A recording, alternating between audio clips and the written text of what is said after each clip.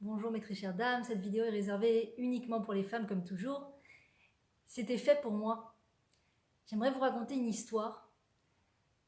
C'est l'histoire d'une maman qui est enceinte pour la première fois, d'une femme, et qui est tellement émue d'attendre ce futur bébé que pendant toute la grossesse, elle imagine, et Bezrat Hachem pour toutes les femmes qui attendent d'avoir un bébé et qu'elles puissent avoir les mains pleines très bientôt, amen.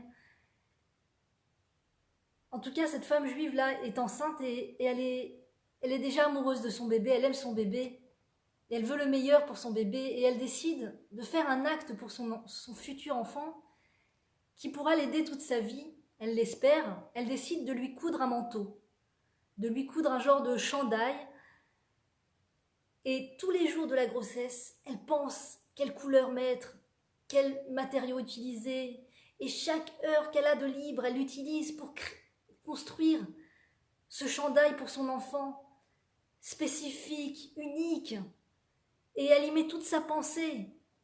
Elle prie. J'espère que mon enfant pourra se servir et faire un bon usage de ce chandail. J'espère que mon enfant pourra apprécier ce que je lui fais. J'espère que ce chandail pourra servir mon enfant et qu'il pourra être joyeux avec ce chandail et qu'il pourra apprécier toute la spécificité de ce chandail. Et elle lui coud ce chandail, elle lui tricote ce chandail tous les jours, tous les jours. Elle lui fait une taille plutôt grande pour qu'il puisse en profiter lorsqu'il aura 18 ou 20 ans. Et le bébé vient au monde et elle met ce chandail dans une armoire. Et chaque fois qu'elle voit le chandail, elle fait des prières. Mon Dieu, j'espère que ce chandail sera approprié à mon enfant. J'espère qu'il pourra s'en servir dès qu'il aura l'âge de le porter. J'espère que ce chandail pourra réchauffer mon enfant. J'espère que mon enfant pourra voir la valeur et l'amour que j'ai mis dans ce chandail pour lui. Et voilà, ce chandail est plein de prières, plein de prières et de pensées et d'espérances de la maman qui aime son enfant et qui veut lui offrir le meilleur et à ses yeux. Et en tout cas, l'enfant grandit, et un jour arrive l'âge, vers 18 ans, où sa maman l'appelle et lui dit: mon chéri, j'ai quelque chose de très cher à t'offrir, très cher, de valeur sentimentale, une valeur sentimentale parce que j'y ai mis tout mon amour, j'y ai mis toute ma pensée, j'y ai mis ma volonté que tu es le meilleur dans la vie. Qu'est-ce que c'est, maman? Quelle gentillesse, merci, qu'est-ce que c'est? Je suis pressée de voir ça. Elle ouvre l'armoire, elle lui sort le chandail, aux couleurs très spéciales, très uniques. Et l'enfant tombe amoureux du chandail. Oh, maman, mais comment tu as pu le cacher autant de temps? Mais comment tu as fait pour tenir? Il est tellement beau. Merci, maman. Quoi, c'est toi qui l'as fait? Oui, c'est moi qui l'ai fait. Quoi, maman, pour moi tu l'as fait? Oui, pour toi je l'ai fait. Il est arrivé l'heure où tu as l'âge de porter ce chandail, tu as la taille de porter ce chandail. Voilà, fais-en bon usage. Protège-le, garde-le bien. Et partout où tu iras, prends-le avec toi. Comme ça, tu ne m'oublieras pas. Et comme ça, tu te souviendras combien je t'aime. Et tu profiteras de ce chandail. Et en effet, l'enfant est ému. Ne pense qu'à une chose, c'est que l'hiver arrive pour pouvoir le porter. Et enfin arrive le premier jour où il le porte et il est plein d'émotions, plein de joie. Et voilà, il le porte plusieurs années jusqu'au jour où il doit quitter sa ville natale.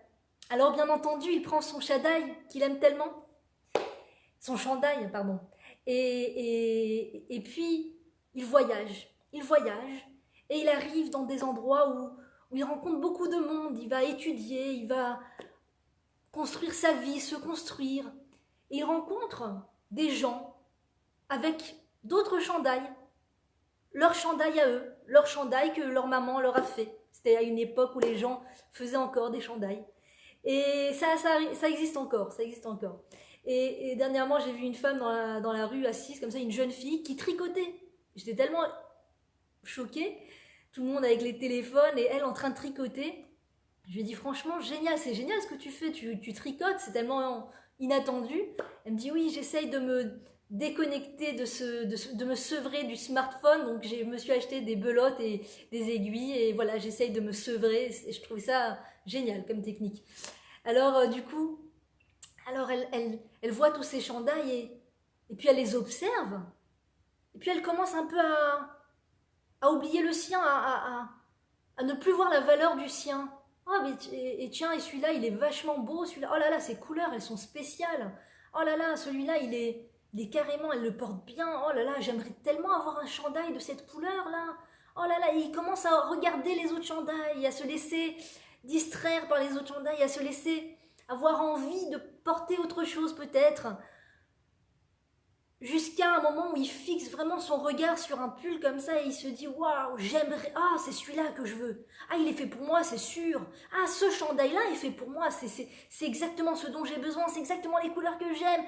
Ah là là, c'est ça qu'il aurait fallu pour moi. Et puis un jour, la personne dépose ce chandail de côté et il en profite, il vient et puis il pique le chandail et il laisse le sien à l'abandon et puis il s'en va avec ce chandail-là. Voilà. L'histoire s'arrête là parce que peu importe ce qui s'est passé après. J'aimerais qu'on se concentre un instant sur tous les efforts que la maman a déployés, toute cette volonté qu'elle a eue intérieure, de faire du bien à son enfant, de lui donner ce qui est bon pour lui. Et l'enfant a su apprécier cette chose-là jusqu'au moment où il a rencontré une foule de chandails, d'autres chandails, et il s'est mis à les observer, à les regarder et puis carrément à les envier. Et il s'est mis à faire ce geste fou, qui est de délaisser le sien pour prendre celui d'un autre, c'est-à-dire laisser quelqu'un finalement avoir froid et puis le sien ne plus y prêter de valeur. C'est cette chose-là, c'est cette idée sur laquelle je voudrais m'arrêter et je voudrais faire une allusion, si possible, au couple. Au couple. Au couple parce que quand on rencontre l'amour de sa vie, quand on rencontre son âme sœur et qu'on a des palpitations, qu'on est plein d'amour pour lui, qu'on est amoureux, on a des papillons dans le ventre, comme on dit en hébreu, par parim babeten, et vient le jour où on décide de se lancer à l'eau et de se marier. Et au début, il y a l'ébullition, il y a l'effervescence, on est heureux, on est content, on voit les qualités de son mari. Et puis, petit à petit, on est amené à rencontrer du monde, à rencontrer des gens, des hommes, des voisins, des vendeurs de supermarchés, toutes sortes de personnes, des collègues, des patrons. On est amené à rencontrer d'autres hommes. Et la question, c'est, est-ce qu'on oublie son propre mari à ce moment-là? Est-ce qu'on va se laisser tourner l'esprit par ce qu'il y a dehors, par ces autres hommes qui sont très certainement pleins de qualités, je ne dis pas le contraire, mais qui ne m'appartiennent pas? Et puis il faut comprendre que c'est pas juste j'ai rencontré mon âme sœur, je suis tombée amoureuse et on a décidé de se marier. C'est beaucoup plus profond que ça. C'est beaucoup plus ancien que ça, antique, carrément antique. Parce que le choix de mon conjoint a été décidé 40 jours, il est dit dans la Torah, 40 jours avant même que je ne sois un fœtus dans le ventre de ma maman. 40 jours avant que je et que mon mari ne soyons des fœtus dans le ventre de ma maman, Dieu a dit, celle-là se mariera avec celui-là.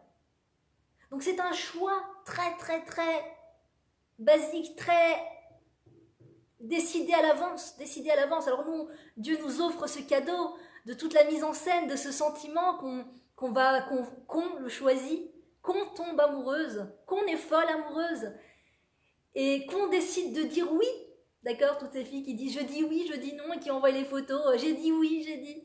Et espérons oui toujours parce que c'est bien de dire oui et pas trop tard. Hein, et donc, on croit que c'est nous. On croit que c'est nous qui avons choisi. Donc il y a des deux. Il y a d'un côté Dieu qui a prévu pour nous quelqu'un de très précis, avec exactement comme cette maman qui voulait utiliser les meilleurs matériaux pour son enfant, les couleurs qui pourraient lui aller le mieux selon ce qu'elle ressentait pour son enfant. Dieu qui est carrément divin, qui est carrément au-dessus de cela, il a vraiment l'esprit parfait, l'esprit suprême, la réponse suprême, il a vraiment choisi pour nous. Ça qu'il faut savoir, c'est que c'est pas toujours visible à l'œil nu. Surtout dans les premières années, il a choisi pour nous une personne avec exactement les qualités, les propriétés qui va nous aider à avancer dans la vie, qui va nous aider à devenir meilleurs, à nous compléter, à devenir l'être parfait, l'être complet qu'on doit devenir, l'être complet. Parfait, non, c'est que Dieu qui est parfait, mais pas complet. D'accord? On a tous des qualités et des lacunes. Je ne veux pas dire le mot défaut parce que ces lacunes peuvent être transformées en des qualités aussi. On a tous des défauts et des lacunes. Parce qu'on n'est pas parfait, on ne naît pas celui qui pense qu'il peut se servir, qui peut se suffire de lui-même, qui n'a pas besoin de conjoint, qui n'a pas besoin du mariage, qui n'a pas besoin de tout ça. Eh bien, il se trompe, c'est de l'orgueil de croire qu'on peut se suffire à soi-même. On ne peut pas se suffire à soi-même. On a tous des lacunes, on a tous des choses manquantes, on a tous une vision certaine de la vie, et le mari, le conjoint, va avoir la vision complémentaire de la vie. C'est-à-dire que moi, je vois une partie des choses et lui, il voit le reste que je ne vois pas. Et ensemble, on va avoir une vision, si on arrive à faire ce travail-là de couple, de travail du couple, et surtout d'apprécier son mari, de fermer les yeux sur ce qui nous semble être des défauts et de chercher ses qualités. Si on fait ce travail-là de ne pas regarder les autres hommes, de pas se laisser tourner la tête par d'autres hommes, et de se rappeler que le mari qu'on a, c'est le choix qui a été créé qui a été choisi par notre créateur, donc c'est le meilleur choix. Ça veut dire que même si je suis mariée, je crois, me passe par l'idée, par la tête, la folle idée que je peux peut-être trouver mieux encore. Ah, celui-là, il est peut-être encore plus complet, celui-là, il a encore plus de qualité. Oh, celui-là, il a une qualité que... Oh là là, c'est intéressant, il fait des compliments, celui-là, il s'est bien complimenté, il s'est bien chanté, il s'est bien... Ça sera jamais aussi précis pour moi que ce que le Créateur a choisi à la base pour moi. Même si, au moment où tu vas regarder d'autres hommes, et on va regarder d'autres hommes que Dieu préserve, et on va être dans cette effervescence de les voir comme quelqu'un de parfait. C'est le Yetzer Hara qui travaille comme ça, le mauvais penchant. Il te fait montrer des images parfaites des autres hommes des fois. Il te montre un autre homme comme ça, il te dit « Oh là là, regarde comment il est parfait celui-là ». Et tu le vois, et il se bat pour que tu vois ton mari avec un regard manquant. Et de la même manière que Dieu préserve, il peut y avoir une femme qui ne voit pas les qualités de son mari et qui va voir notre mari, que Dieu préserve, que ça ne soit pas notre cas, mais qui va voir notre mari tout d'un coup comme l'homme parfait. Ah, celui-là, il est vraiment parfait. Mais regarde ton mari, regarde, je t'assure, si tu cherches, il est parfait aussi. Et quelqu'un un jour m'a dit, ouais, mais toi, tu as de la chance, c'est marié avec ton mari, avec cet homme-là, et toi, tu as de la chance. J'avais envie de dire, oui, Baruch Hashem, j'ai de la chance, mais toi aussi, tu as de la chance. Il faut chercher, gratter un peu. Tout le monde a de la chance. On a tous reçu exactement, il n'y a pas d'erreur. Il n'y a pas d'erreur. Alors, on pose des questions, mais quand il y a un divorce, quand on se sépare, s'il y a une séparation, c'est que le couple devait passer par là. Si le rabbin a dit qu'il n'y a rien à faire, qu'il faut se séparer, ou bien on ne s'est pas concerté avec un rave, mais le divorce a été fait, a été tranché, c'est le passé, ça y est. Il ne faut pas revenir dessus. On peut pas, c'est-à-dire, sauf si, en allant voir un rave, le rave vous dit que vous avez le droit de vous remarier et que vous avez envie de vous remarier. Moi, j'ai une amie, que ses grands-parents se sont séparés assez tard. On divorçait vraiment sur tard. Et finalement, quelques années plus tard, ils se sont remariés. C'est incroyable.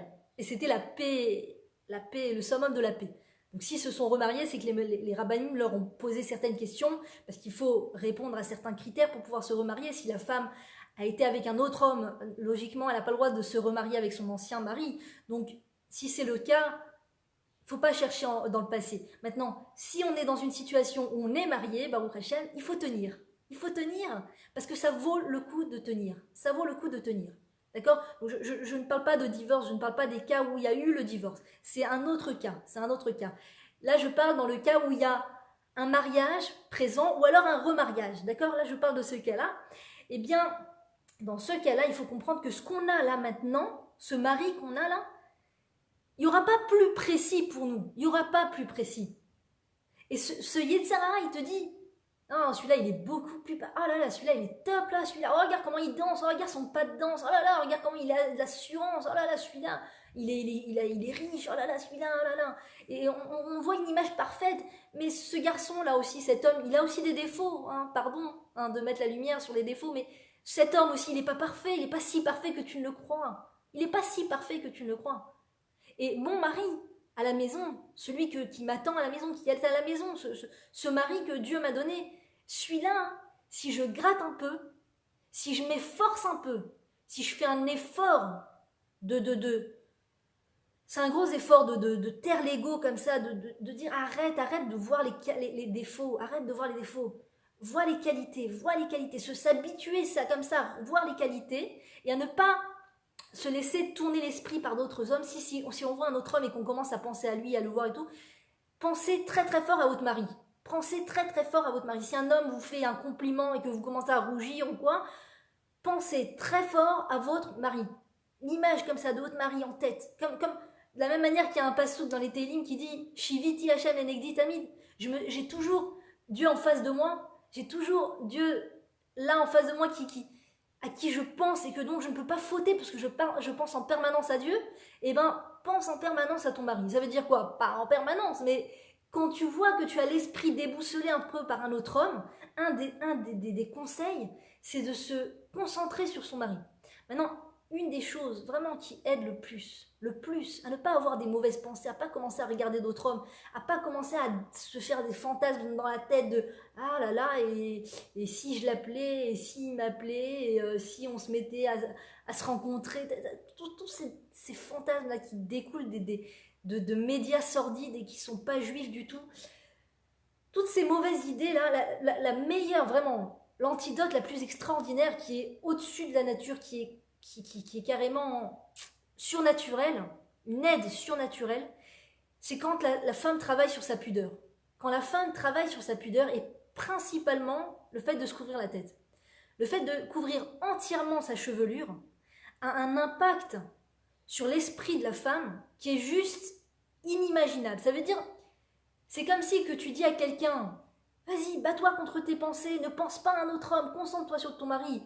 Et que quelqu'un vient et prend un seau de mauvaises pensées et lui renverse sur la tête et lui dit vas-y, bats-toi contre les pensées. Mais attends, j'ai un seau de mauvaises pensées jusque-là, j'ai un seau je suis rempli, j'ai l'esprit rempli de regarder les autres hommes, de me laisser complimenter, de chercher à plaire à d'autres hommes.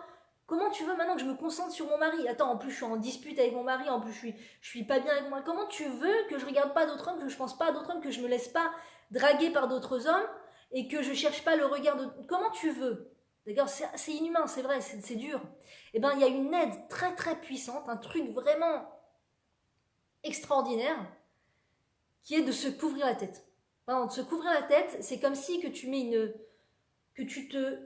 une capuche imperméable comme ça, et on te jette des mauvaises pensées de toutes parts, et rien ne t'atteint. Rien ne t'atteint parce que tu as l'aide divine. Là, c'est plus toi qui agis, c'est plus toi qui te bats contre les pensées, qui dit, tu sais quoi, voilà, je vais pas regarder les autres hommes, vas-y, cherche les compliments. C'est plus toi.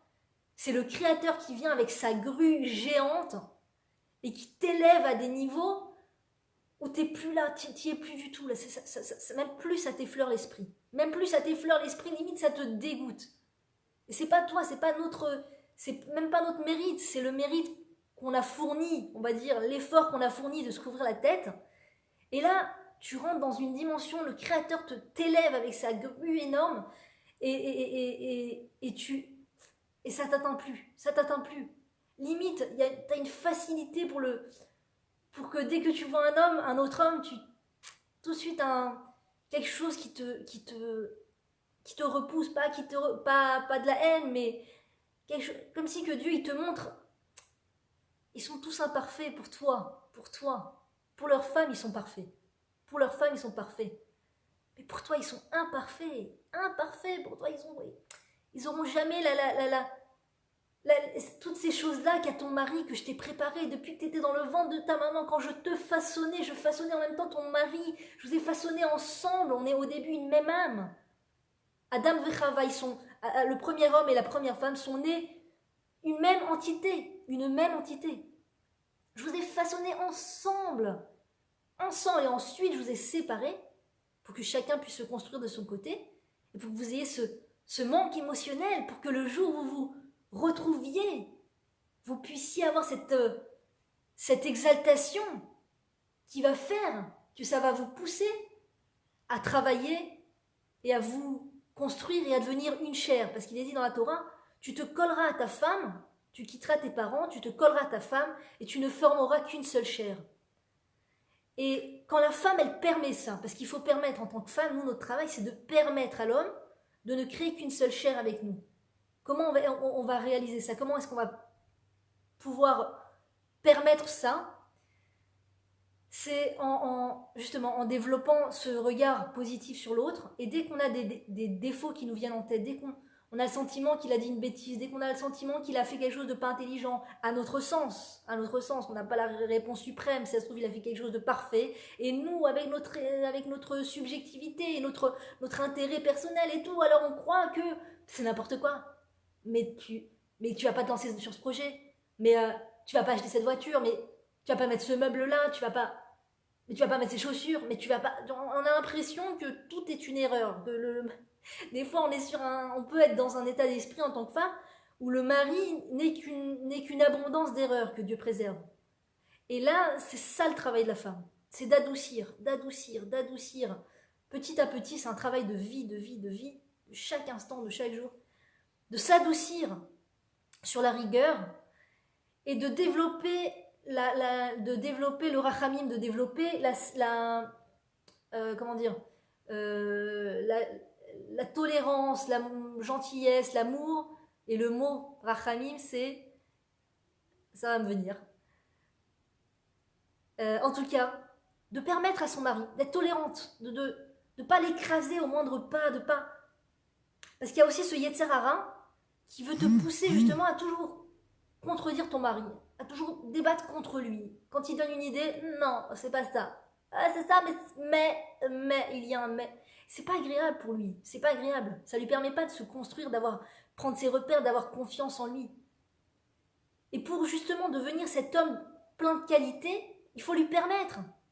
Si on lui permet pas de devenir un homme de qualité, c'est normal qu'on a du mal à voir ses qualités. Parce que tu lui permets pas d'être ce qu'il est. Il a des trésors au fond de lui. Il n'y a pas un homme juif, il n'y a pas un homme, en particulier un homme juif, qui n'a pas des trésors formidables pour sa femme dans le monde. Il n'y a pas une chose pareille. Dieu, il a créé tous les hommes avec des cadeaux intérieurs formidables pour sa femme. Et ensemble, on va atteindre le paradis. Ensemble, on va atteindre ce niveau-là où on sent cette complémentarité. Petit à petit. Et ça, c'est en faisant un lâcher-prise sur ce que le Yetzer Hara nous dit. Vas-y, contredis-le, vas-y, dis-lui que si c'est pas bien son idée. Qu'est-ce que tu t'en fous de lui dire que c'est une bonne idée? Ça va rien, ça va pas te mettre en danger. Ça va pas. Qu'est-ce que tu t'en fous de lui dire? Génial. Ah, super initiative. Tu sais quoi? Génial. Je sais c'est dur parce que on a cette envie de maîtriser, de gérer, de dire son mot et surtout pas se laisser faire et d'avoir le dernier mot. Et c'est pour ça que Dieu nous fait aussi principalement entrer dans le mariage. C'est justement pour accéder à cette ressemblance au Créateur, pour accéder à ce niveau-là où le Créateur, il est très patient, il est très aimant. Il permet à ses créatures de faire des erreurs, de se relever, de chercher le chemin, de tâter le chemin, de se tromper, de rester dans l'erreur des années. Et il est patient. Il nous écrase pas, il nous écrabouille pas dès qu'on émet une idée, dès qu'on émet une pensée, il nous écrabouille pas. Quand on faute, il nous écrabouille pas. Il continue de nous donner toute la vivification, la nourriture, l'oxygène, l'âme, le toit sur la tête, les vêtements, tout, il continue, et ça lui coûte, il donne de lui. Dieu, il est appelé le Dieu humilié. Le Dieu humilié, ça veut dire que même quand il est humilié par ses créatures, parce que ses créatures fautent contre lui, parlent contre lui, il continue de subir cette humiliation et de nous donner la vie, Donc, on doit lui ressembler. Et le mariage, c'est le chemin pour y arriver, en fait. Et quand notre mari, il dit des choses, chaque fois, même si on avait une idée contraire, non, c'est pas bien, non, ça va. Même si tu as une idée contraire, d'accord? Chaque fois que tu lui as permis de s'exprimer sans le contredire, je dis pas maintenant, il y a des choses essentielles, des sujets essentiels sur lesquels la femme, elle doit avoir son mot, bien sûr, elle doit exister. Une femme qui n'existe pas, c'est une maison manquante. Si une femme n'exprime pas ses ressentis, si une femme n'exprime pas le ressenti qu'elle a de danger vis-à-vis de ce que le mari peut dire, par exemple le mari, je ne sais pas, veut qu'on aille habiter dans un endroit complètement assimilé, il n'y a pas de synagogue, il n'y a pas de mikvé, il n'y a pas de boucherie cachère, bien sûr qu'il faut parler, bien sûr qu'il ne faut pas laisser faire, bien sûr qu'il faut, tu veux aller en Israël et ton mari ne veut pas y aller, il faut en parler, il faut en parler. Il y a plein de sujets. Ton mari veut mettre tes enfants dans une école qui n'a pas un niveau de transmission de Torah élevé ou qui n'a pas du tout de niveau aucune transmission de la Torah. Tu dois parler, on doit parler, bien sûr. Il y a des choses sur l'éducation ou la Torah où on ne doit pas s'effacer sur ces choses-là. C'est très important. C'est ça aussi le rôle d'une femme. Mais je te parle de toutes ces milliers et milliers et milliers de situations dans la vie où le mari va dire des choses qui n'ont aucun vraiment impact important sur la vie. Pas vraiment d'impact important. Le Yetzer Hara te fait croire le contraire, c'est ça son jeu. Ouh là là, c'est critique là ce qu'il vient de dire. Ouh là là, c'est la fin du monde là ce qu'il vient de dire. Non, c'est pas la fin du monde. S'il choisit l'hôtel, s'il choisit le menu du mariage, s'il choisit l'orchestre, s'il y a un manque de pudeur dans l'orchestre, oui, tu dois parler. Mais si c'est entre cet orchestre pudique et entre cet orchestre pudique, alors laisse-le choisir. Enfin, s'il sent s'il veut, s'il a son mot à dire, s'il veut pas, il veut pas. S'il veut pas choisir, ça l'intéresse pas de choisir, alors choisis-toi, il n'y a pas de problème. Mais il y a une multitude de fois dans la vie où l'homme aimait des choses. Et en vérité, notre vrai but à ce moment-là, notre vrai rôle à ce moment-là, notre vraie mission à ce moment-là, c'est de permettre à l'homme d'exprimer ce qu'il a envie de dire, à son mari, de le permettre d'aller jusqu'au bout de son idée, sans tout de suite, non, je suis pas d'accord, non, tu vois, cet arrêt, cette contradiction permanente, cette ventilation qui va enlever toutes les forces de l'homme, qui va lui ôter sa confiance en lui. Ça veut dire que pourquoi est-ce qu'il y a une belle-mère? Pourquoi est-ce qu'il y a une belle-mère? Pourquoi est-ce qu'il y a une maman? Parce que la maman permet à son enfant, même après le mariage, que tant que sa femme n'est pas encore arrivée à maturité, de le tolérer, de l'aimer, de lui permettre d'être, et bien au moins elle est là pour lui permettre d'être. Ça peut être avec la nourriture, ça peut être... Mais au moins elle est là. Parce que s'il a personne, il va mourir. Il va mourir moralement. Il va s'assécher moralement.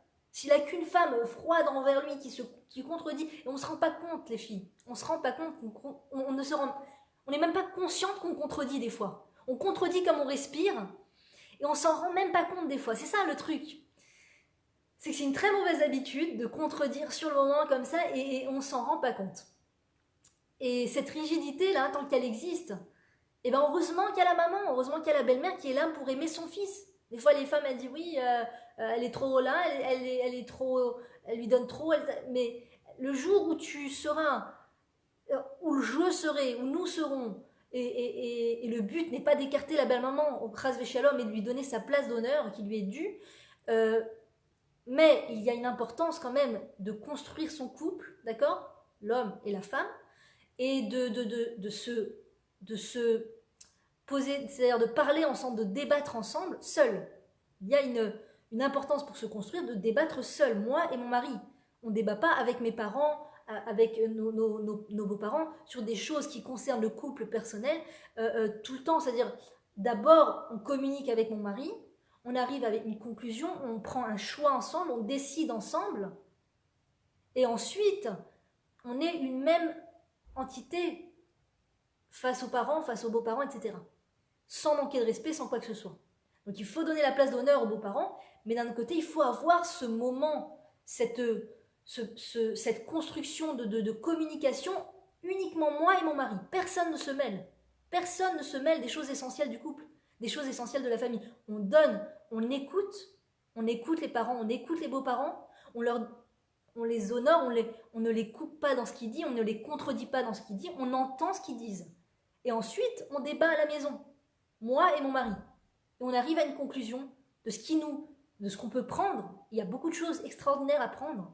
Et de certaines choses qu'on veut modifier, qu'on voudrait faire différemment, à notre façon, à notre sauce, d'après ce qu'on ressent pour l'éducation de nos enfants, comme on les ressent. Il y a des choses, des conseils extraordinaires, puis il y a des choses où on ressent que on a notre mot à dire, moi et mon mari, ensemble. Pas avec les parents, avec les beaux-parents. On ne va pas inviter toute la terre entière à débattre avec nous de ce qu'on va décider d'essentiel pour la famille. Ça doit être une construction et ça prend du temps à mettre en place. Ce n'est pas la première année. Ça prend du temps à mettre en place. Des fois, si on a été préparé suffisamment longuement avant le mariage, peut-être qu'on arrive la première année déjà à construire cette unité, mais je sais pas, ça me paraît un peu, c'est quand même du travail, c'est des efforts, ça va pas réussir dès le premier coup. Au début, il va y avoir, on va essayer de faire rentrer les parents, les beaux-parents, et puis on va peut-être se rendre compte que c'était un sujet trop intime, trop personnel, et donc il faut retrouver cette unité, cette intimité du couple, et donner la place aux parents, donner la place aux beaux-parents en les respectant. Et pourquoi je dis tout ça? Voilà, quand la femme, elle arrive à ce niveau de construction où elle se retient et elle arrête d'empêcher toutes les vibrations d'être de son mari, elle arrête d'empêcher toutes l'expression de son mari, et elle se met à lui permettre. Lui permettre, ça veut dire en ne contredisant pas, en ayant un visage quand même, parce que si tu dis rien mais tu es comme ça, le mari il le ressent très fort, donc il sent que tu n'es pas d'accord, donc travailler sur le côté du visage aussi, un visage bienveillant, un visage bienveillant, chacun à sa sauce, et qui permet de dire, ça veut pas dire que je suis obligée de faire ce que tu me dis sur le moment, ça veut pas dire que je suis obligée de devenir ce que tu me dis là maintenant tout de suite, mais de permettre, j'avais pas vu les choses comme ça. Ça c'est une idée intéressante. Ça il faut vraiment que j'essaye. Ouais là, tu sais quoi, tu m'as éclairé sur un point. Je sais c'est pas facile, parce que t'as l'ego à l'intérieur, mais qui il est pour que je lui donne raison, qui il est pour que je lui dise ouais je vais essayer ton conseil, attends moi j'ai déjà mes idées en tête, j'ai déjà un truc précis, comment je veux, comment quelle couleur, quel truc, quelle heure, quel machin. Et bien justement, la possibilité d'envisager que l'autre a peut-être plus raison que moi, ou alors peut-être pas, mais c'est pas grave, que ça vaut le coup qu'on aille d'après lui, d'après ce qu'il dit, parce que ça va le construire, parce que ça va nous construire, parce que ça le permet de vivre, ça le permet de vivre. Et quand la femme, elle arrive à ce niveau-là, eh ben, elle va sentir automatiquement qu'elle a sa place, elle donne la place au mari, et la maman du mari, c'est la maman du mari, ça restera toujours la maman du mari, ça restera toujours notre belle maman, qui nous donne beaucoup d'amour, qui nous donne tout ce qu'elle peut nous donner, à sa manière à lui, à elle, à leur manière à eux, et on doit accepter les choses comme ils les donnent, parce qu'on n'est pas censé éduquer ses beaux-parents à nous donner de la manière dont on veut recevoir, on doit les recevoir, mais en tout cas, il y a déjà un changement de statut, il y a un changement de dimension. C'est plus mon mari et sa mère, d'accord? C'est notre couple et nos parents et nos beaux-parents. Mais il y a notre couple. Il y a cette construction, il y a cette Teva de Noé. Cette Teva de Noé qui permet à la famille de Noé de se protéger de tous les torrents extérieurs, de tout ce maboule extérieur, de toute cette tempête destructive, et de se construire à l'intérieur, dans cette Teva, dans ce bateau. Ils se construisent, ils vivent, ils évoluent. On a construit cette Teva. On va construire ce bateau-là. On va construire ce bateau à coup de « je te permets de t'exprimer, je suis d'accord avec toi, je te montre mon accord, je te montre que je te soutiens, je te montre que c'est toi qui as raison ». Quand il raconte un différend avec quelqu'un d'extérieur, avec son patron, toujours lui donner raison. Même si vous pensez intérieurement dans votre cœur que, encore une fois, le Yetzirara, il a raison, son patron, de ne pas lui donner une...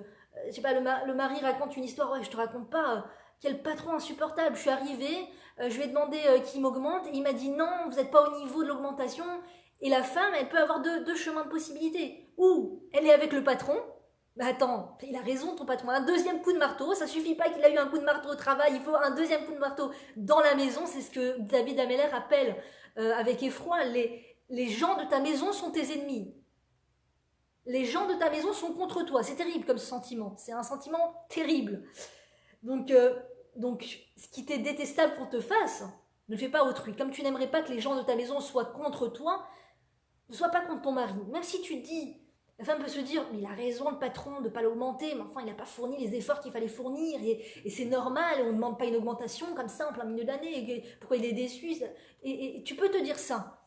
Mais ça aide pas le mari. Au final, ça n'aide rien, parce que le patron, lui, il a sa femme chez lui qui l'aidera, qui sera de son côté. Il n'a pas besoin de toi pour le défendre. Ça sert à rien, ça fait rien avancer. Et ça attriste le mari. Il se sent seul au monde. Et là, il a besoin de quelqu'un qui lui remonte le moral. De quelqu'un qui est avec lui, qui est de son côté. Au moins sa maman qui puisse lui donner de la chaleur, de l'amour, de la nourriture, ou des amis, je sais pas moi. Et il y a la femme qui se dit, c'est quoi, on s'en fout des détails, on s'en fout de est-ce qui a raison, qui n'a pas raison. Là, mon mari, il souffre. Il est dans un état de souffrance. D'accord. Et même si, objectivement, il n'a pas raison, on s'en fout. C'est vraiment pas le sujet. C'est pas le sujet. Je vais lui donner raison. Je vais lui montrer qu'il y a une adresse dans le monde qui s'appelle Satévin, qui s'appelle son bateau, qu'il a un endroit où il peut s'ouvrir, ouvrir ses souffrances, mettre son cœur à nu. Et on va pas le casser. Il faut pas qu'il continue, parce qu'un homme, des fois, quand il se retrouve cassé là et là et là et là, il a tendance à mettre des couches sur lui, des couches pour se protéger. Et après, on a tendance à dire, oh là là, mais cet homme-là, ce mari, le mari que j'avais, il est insensible, complètement inintéressé à communiquer. C'est des couches qu'il a, il a un être de qualité à l'intérieur extraordinaire. Sauf que comme il s'est retrouvé cassé par celui-là, cassé par celle-là, et le dernier, la cerise sur le gâteau, le bouquet final, sa femme qui continue de le casser, d'accord, la chaîne du cassage, soyons tous des maillons de cassage, eh ben, il est forcé de se protéger. Et au final, on a le sentiment que c'est un homme insensible, c'est un homme froid, c'est un homme qui veut pas communiquer, qui est refermé sur lui-même, qui est dans sa bulle, dans son monde. C'est juste une réaction saine, une réaction à tout ce manque d'empathie environnant.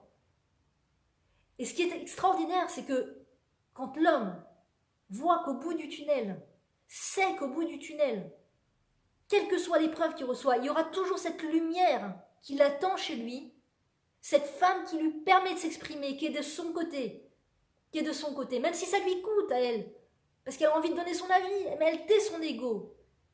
Alors il peut tout surmonter. Il peut tout surmonter, et il est attaché à sa femme, il est attaché à sa maison, et enfin, il s'ouvre comme une fleur. D'accord? Parce que quand tu vois un bourgeon, tu peux te dire, oh, c'est quoi? C'est un bourgeon. Regarde ces fleurs écloses, extraordinaires. Oui, mais avant d'éclore, ces fleurs, elles ont eu besoin d'engrais, de pluie, de soleil. D'accord? Si tu regardes ta graine, ton mari qui est ta graine, ton bourgeon, et que tu lui donnes ni soleil, ni pluie, ni engrais, ni rien du tout, tu peux te plaindre jusqu'à 120 ans pourquoi il se développe pas, pourquoi il n'a pas confiance en lui, pourquoi il n'a pas de qualité, pourquoi il ne me complimente pas, parce qu'il n'y a pas cette adresse. Il n'a pas reçu cette adresse, donc il ne peut pas se développer, donc il ne peut pas devenir, donc tu ne pourras jamais vraiment être spectatrice de ses qualités, puisque il n'y a pas la place pour lui permettre de les développer, de les montrer à jour, de s'ouvrir. Et il a des qualités. Il n'y a pas un homme qui n'a pas de qualité.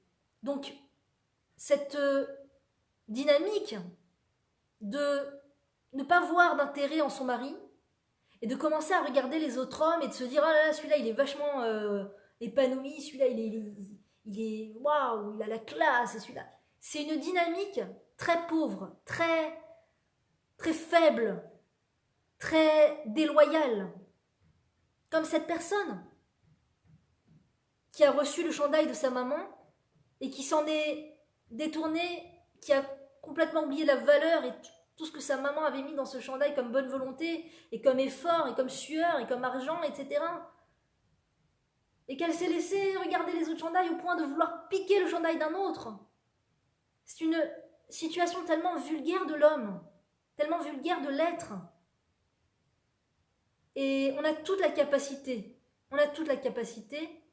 de s'élever à des niveaux plus élevés de dynamique intérieure, des niveaux plus loyaux, plus vrais, profonde valeur, vraie. Parce que dédaigner son mari, le mépriser, ne pas lui permettre d'être et ne pas l'observer avec amour et regarder les autres hommes, c'est le résultat d'un manque d'effort, c'est le résultat d'un manque d'un manque de conscience aussi. Parce que des fois, c'est juste un manque de conscience. Très souvent, c'est un manque de conscience en vérité.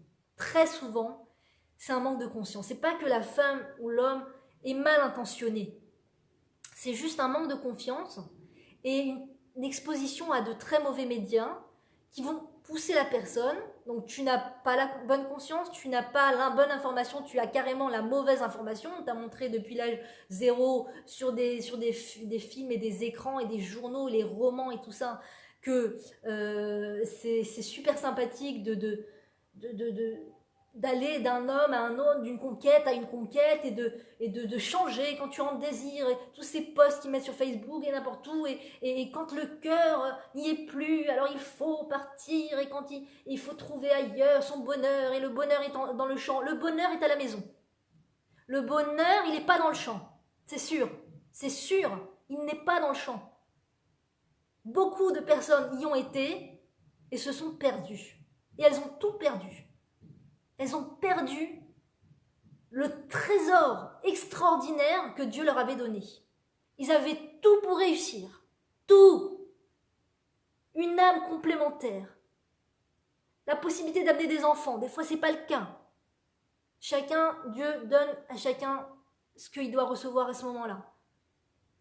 Mais des fois, il y a des enfants. La possibilité d'avoir des enfants. La possibilité... Ça aussi, je dois vous dire que chaque couple a une mission précise dans ce monde. Chaque couple a un potentiel de devenir ensemble, pas chacun de son côté. Moi, je suis devenue une super master chef et lui, c'est un super psychiatre et on se voit pas de la journée parce qu'on a des plannings super chargés, Baruch Hashem. Et du coup, voilà, on est mariés, mais bon, chacun s'épanouit, il fait ce qui lui semble. Non. Je parle d'une mission commune. Je parle d'un devenir commun, je parle d'un potentiel commun extraordinaire. Et si on nous montrait ce potentiel de fin, cet aboutissement formidable de la fin, du milieu, de l'aboutissement de tous ces efforts qu'il va falloir fournir, si chaque couple avait la vision prophétique de ce qu'il est censé devenir, jamais, au grand jamais, il ne se laisserait perturber et égarer. Il ne se laisserait pas un instant, il regarderait ailleurs. Pas un instant. Parce que tout couple rêve d'arriver à ce potentiel extraordinaire, commun, que Dieu a créé pour nous. C'est trop dommage de le rater.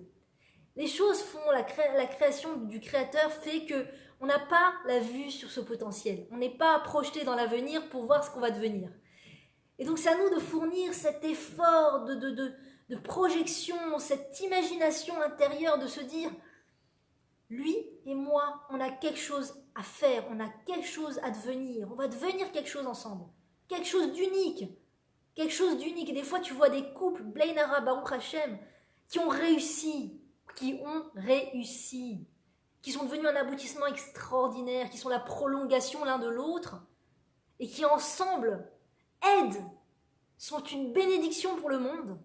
Tu te dis, mais comment on ferait sans ces couples? Comment on ferait sans ce couple-là et sans ce couple-là? Des fois, la femme n'est pas vraiment visible sur le tableau, c'est la femme qui est à la maison et elle donne une puissance au mari en l'aimant, en lui permettant d'être, en l'encourageant, en lui donnant à manger, en lui donnant la chaleur. on ne la voit pas, on ne sait pas qui elle est, mais on a des hommes qui sont pleins de carrure et pleins de dons de même pour le peuple juif. Ils donnent au peuple juif, ils permettent à des milliers de gens de se rapprocher de leur créateur grâce à la puissance atomique de la femme qui est à la maison et qui permet à son mari, enfin qui est à la maison, ou peu importe ce qu'elle fait, mais en tout cas qui est cette femme qui, quand le mari revient, c'est une adresse pour le mari de chaleur, d'amour, d'empathie, de lui donner ce qu'il a besoin, de répondre à ses besoins sans se dire je suis pas une pigeonne, dis donc, moi aussi j'aimerais bien devenir un peu mon potentiel personnel, je voudrais me rechercher, me trouver, me questionner, voyager, chercher ailleurs. Enfin, elle n'est pas dans ce domaine, elle est consciencieuse et elle aide son mari, elle est dans un don de soi pour son mari. Et ça permet au mari de donner énormément au peuple juif et ça permet à des gens de venir. Et des fois, tu vois le couple bien présent, tu vois le couple bien uni et tu te dis, c'est beau, c'est tellement beau que je veux y arriver. C'est pour ça que c'est bien de rencontrer, de prier pour rencontrer des gens comme ça. De prier, ça s'appelle en hébreu Shimush Talmidei Chachamim, c'est-à-dire rencontrer des gens d'une grande envergure au niveau de leur